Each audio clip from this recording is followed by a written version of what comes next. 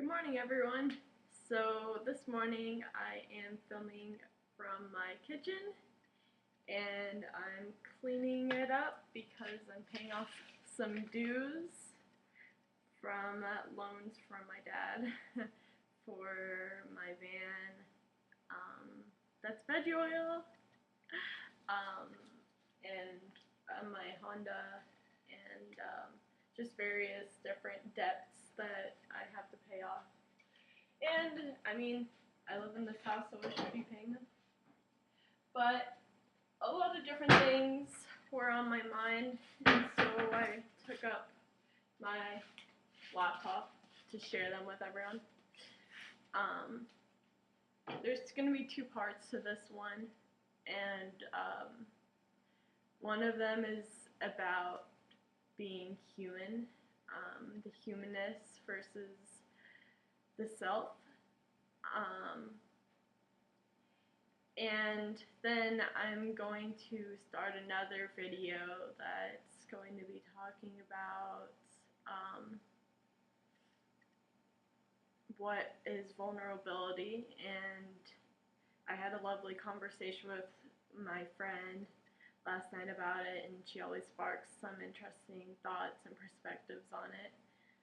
So be sure to check out that as well if you're interested in seeing the inner workings of vulnerability inside yourself and others. But so what is humanness?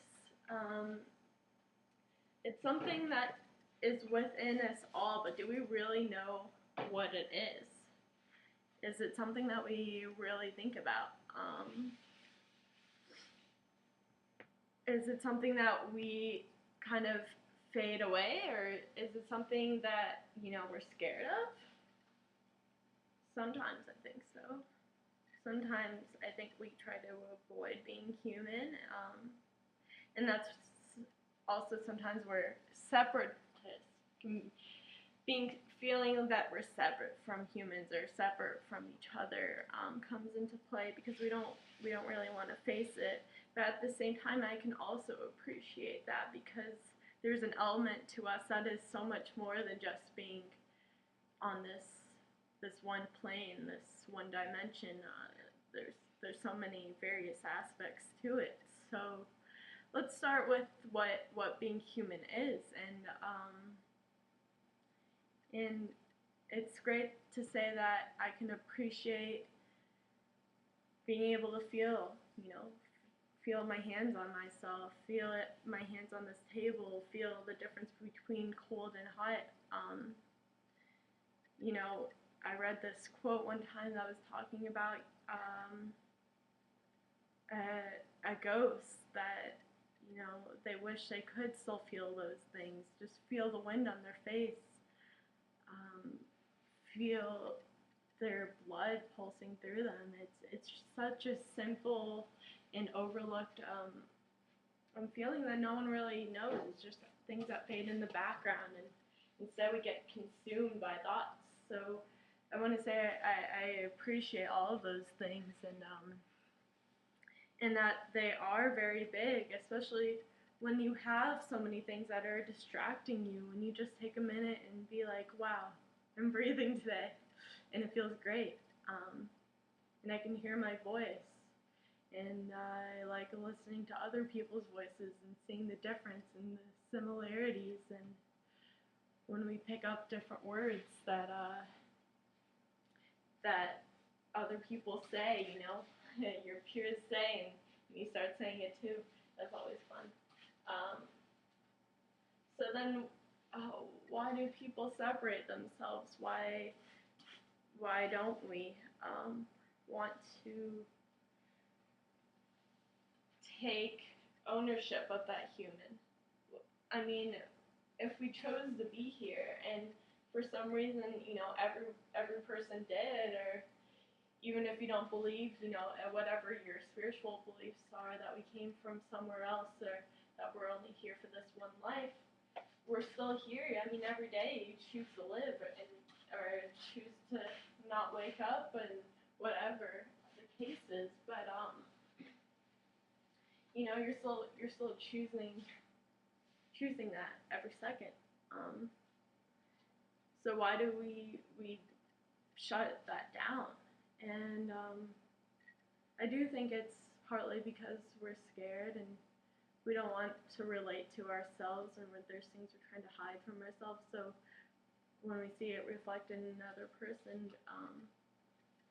it makes us upset, and it makes us want to believe that it's not part of us. Um, and because it's too real, it's too in our face. It's okay when it's on a reality TV show, but when it's our best friend or our brother or dog, we shut down sometimes. And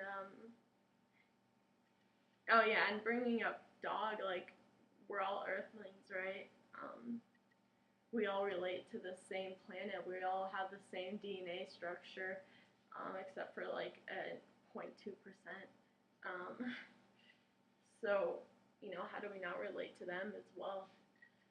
So it's a lot, and it's a lot of time that you take to examine your subconscious thoughts and reevaluate what the unconscious is, because they're still all parts of us. They're still all part of the human experience. But to say that all of us is just this one physical plane is to overlook the spiritual aspect of ourselves, and to say that we're only human is false.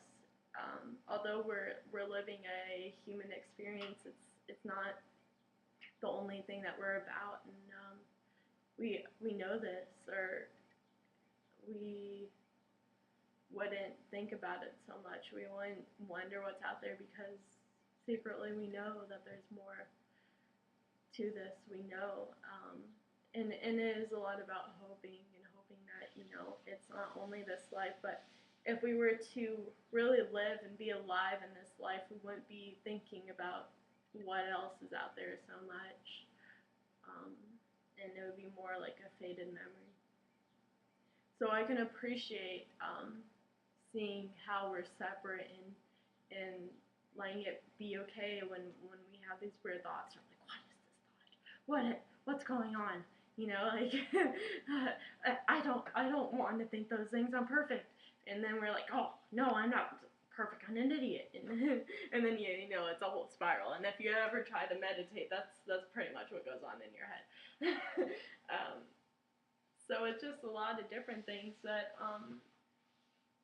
I don't like to say that we're only separate, because then it's an escape. If we're saying all the time that we're just a separate person, or we're a separate entity, and we're not really human, that's overlooking things. So we're like, we're not our emotions. It's like you're saying you're escaping your emotions, but when you blame yourself for your emotions, then you do have to realize that there's so much more that's going on than just me. There's the whole world. There's the whole universe. There's more aspects to me than just like that human part. So I think they're both truths.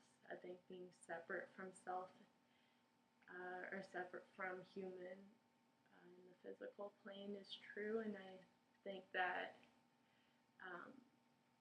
delving into our humanness is so important, because that's why we're here. Have a good day.